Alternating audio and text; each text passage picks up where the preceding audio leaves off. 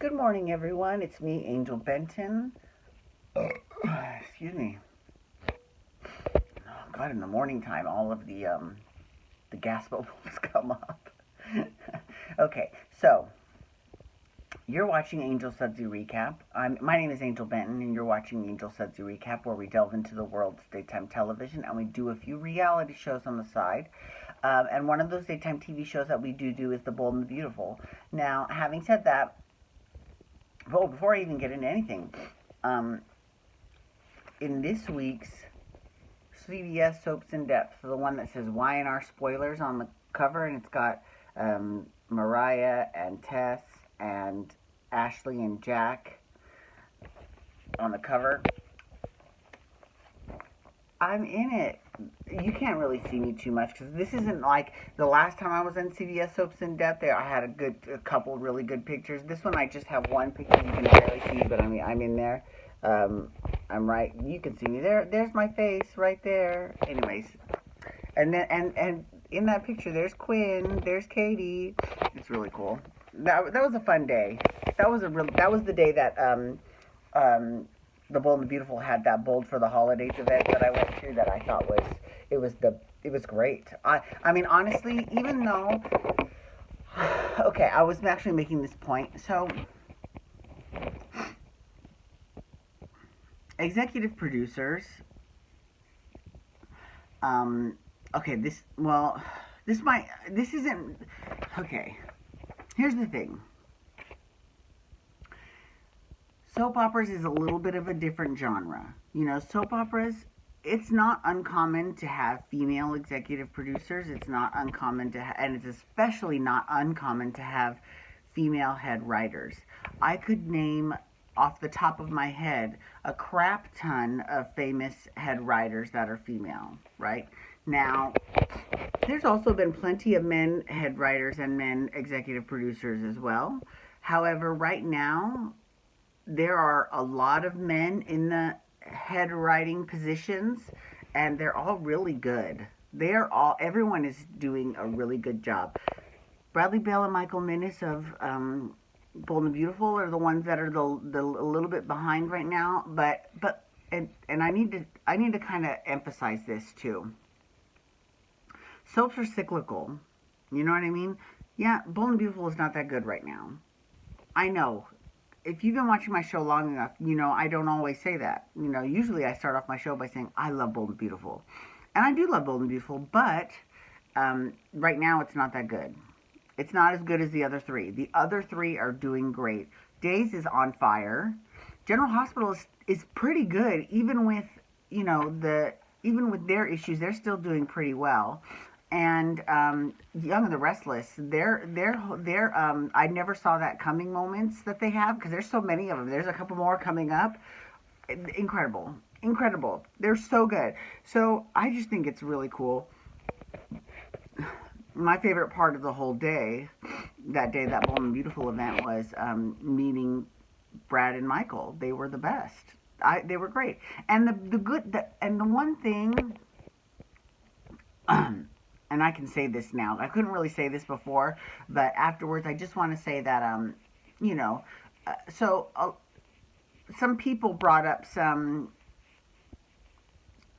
pointed criticism of the show to them, to their face. And in a way, I was like, well, good for them. Damn, I wasn't expecting that, because, a lot of these people paid a lot of money to go to this thing, and they go to it, and then they kind of rip it and it's not like they were ripping it to shreds, because everyone that, gave commentary like this said, I love this show. This is why it hurts me so much, So it's not like they're not fans. And he was very grateful. He was like, you know what? I appreciate you taking the time and you watching every day. And that's my point, is that soaps are cyclical. So if there's a period of time that your soap is not good, and some periods are longer than others, just keep watching, because it will change.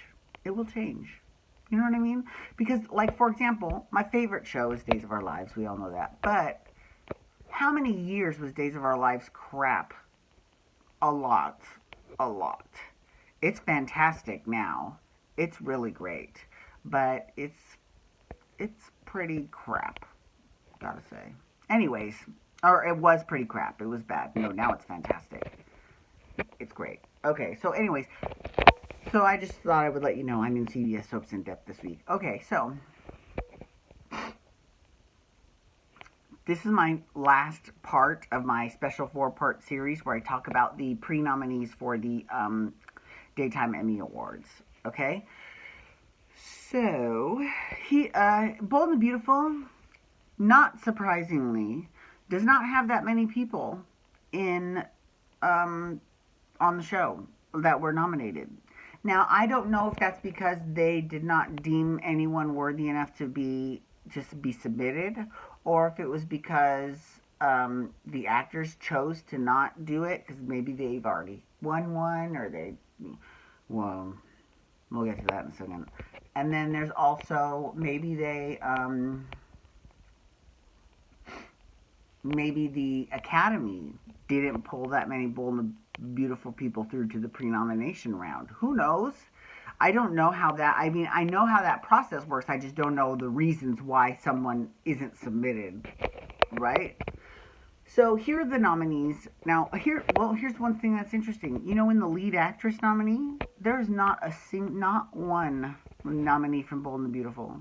Nobody. That is interesting.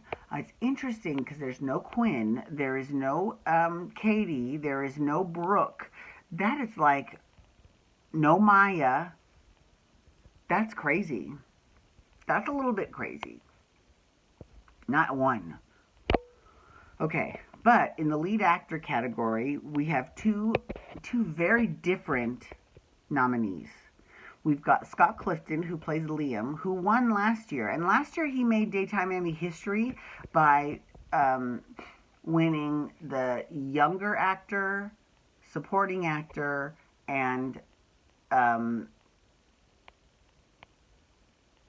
leading actor for the same show. Now here's the thing, and I'm too old for this now, but it would be great if now what someone needs to do, because they have one more acting category, and that's guest star. So it would be nice if someone makes a guest star appearance one year as a child, and then the next year, or as someone under 25, let's put it that way, does that guest star, comes back the next year and then wins younger actor, then the next year wins leading actor, and then they would out best Scott Clifton because they would have 4. But we'll see how that goes. I don't, you know, if that happens, that would have to A, be thought out. B, they would have to really bring it with their performances because, you know, it's not a lock that they'll win. You know what I mean? So, yeah, it's interesting. We'll have to wait and see how it goes. Okay, so anyways, yeah, so he's nominated. And the other one is John McCook, who plays Eric Forrester. Actually, I'm more inclined to give it to John McCook than I am to Scott Clifton. Not just because I think Liam is a drip, because I bet you, I guarantee you, because he has given great performances, he's just not that, the character's not that likable. But I think that in terms of the performances that he has chosen to put on his submission reel that he gives to the Academy, I bet you he probably chose really good scenes, like the one where he ripped Bill to shreds. Well, first of all, or he might have even chose that dream sequence that he ripped Bill to shreds before that happened, you know, back when Thomas was still on the show and Caroline. Or he might have done the scene where, you know, he found out that he wasn't the father. I mean, who knows what happened, but it could be any of those. So that's why I'm not, you know, I'm not counting that out. But what he has going against him is that he won the last year, you know, and everyone made a big deal about that history-making win. So I don't think they would give it to him 2 years in a row.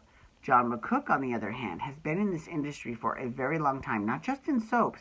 He was on Three's Company way back in the day.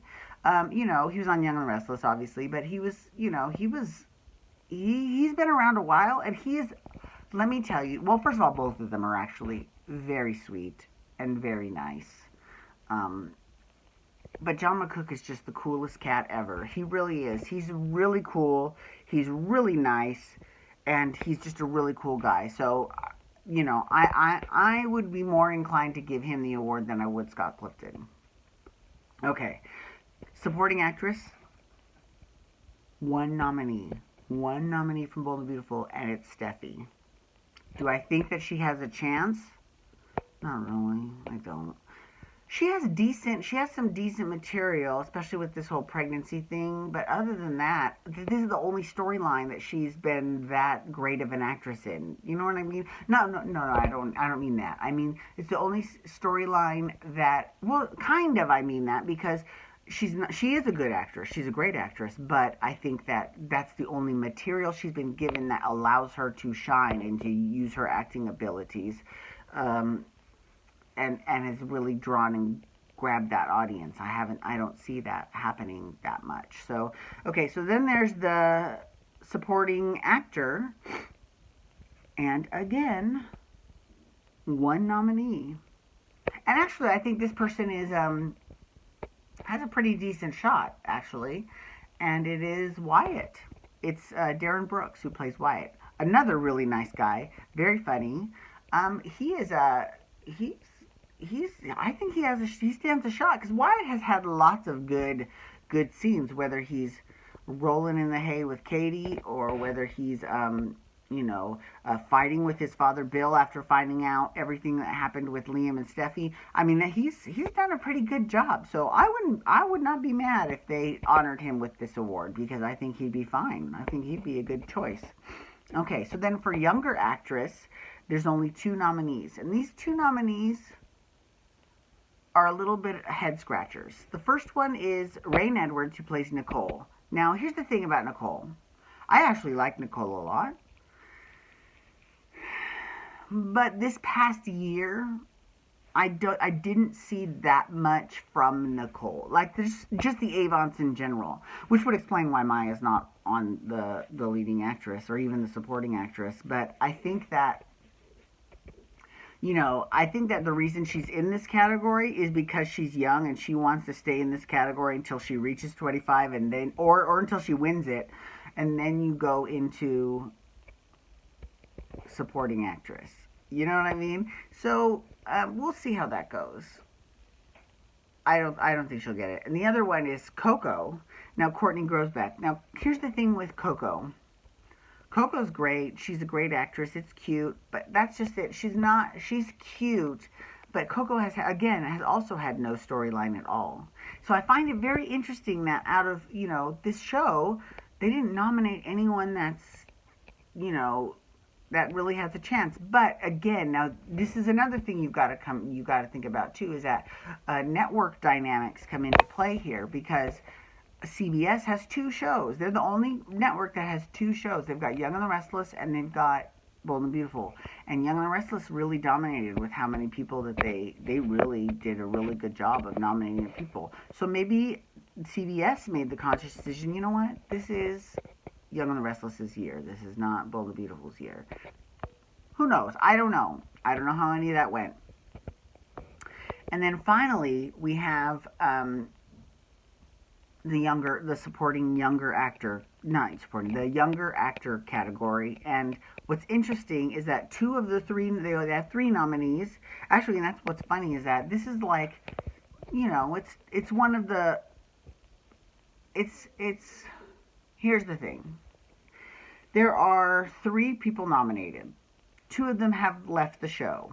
One of their own demise. One was let go, and oh, no, it was both of them. They both quit. No, they weren't. Neither one of them were fired. They were both quit.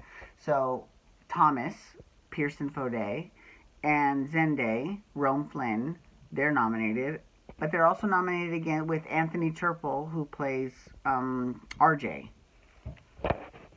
Do I think any of them have a chance in this category? No, because honestly, I think this category is going to go to Hudson West and General Hospital, because little Jake Weber, because he's so good, and he's so young that it's really even more impressive that he's so good.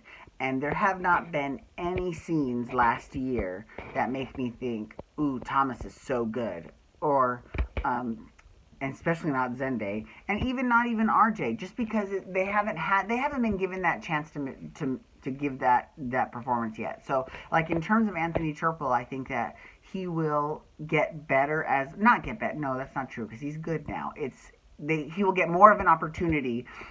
And I really need to do a better job of articulating myself because I say things and they totally don't come out wrong. I mean, they totally do come out wrong. See, exactly. They totally come out wrong, and it's not what I mean. So, like, for example, I think that he hasn't been given the material to give the opportunity to give really good performances yet. Who knows what will happen next year? Maybe next year is RJ's year. You know what I mean? So, we'll see how it goes. Anyways, thank you so much for logging on today. I do appreciate it. Please feel free to follow me on Twitter, Instagram, and Snapchat at Angel Benton. And you can hashtag Bold and Beautiful to talk about the Bold and Beautiful, or you can also hashtag Pump Rules to talk Vanderpump Rules. I'm doing that next. And you can hit that subscribe button on my YouTube channel. I thought I had a belch coming. It didn't come. To subscribe to my YouTube videos and get my YouTube videos sent to your email inbox every single day. Alrighty, everyone. Have a wonderful day. Peace out. Wubba, wubba, wubba.